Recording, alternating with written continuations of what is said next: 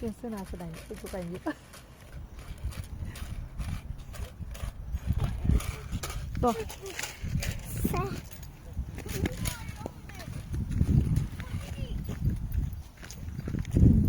ဟုတ်ပါဘူးတော်ပြီလောက်သွားမြင်တော့မြင်ပြအောင်မေတို့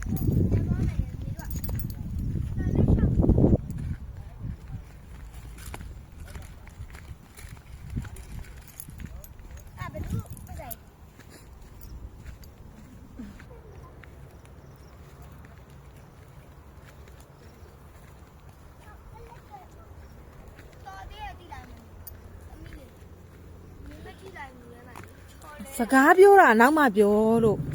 မြန်လေးသွားလို့မိုးရလိမ့်မယ်သွားဒါလည်းချင်းစုတော့လောက်ထားပါတို့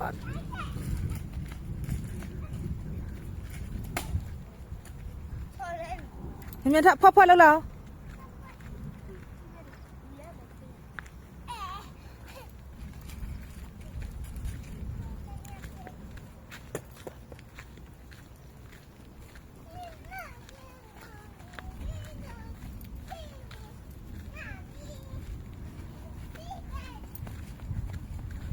ဆက်အရမ်းမပြေးနဲ့လို့ပြုတ်ကြမှာဆိုလို့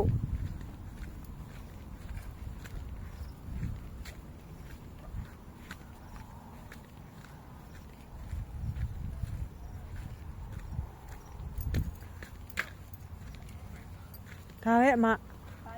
ဒါကျမတို့ရဲ့အိုးစီတောင်ပဲတဲ့ဒါကိုလာကြတာပဲဘယ်ကိုလာကြလဲကဲရပြီလာတော့ဟဲ့မလာတော့ဘူးမတက်နိုင်ဘူးလေမေမေခြေတော့အဲ့လောက်တက်လို့မရဘူးလားမသွားတော့နဲ့လာတော့လို့ပြုတ်ကြမှာဆိုလို့ဖြည်းဖြည်းစင်းလဲမှာဆိုလို့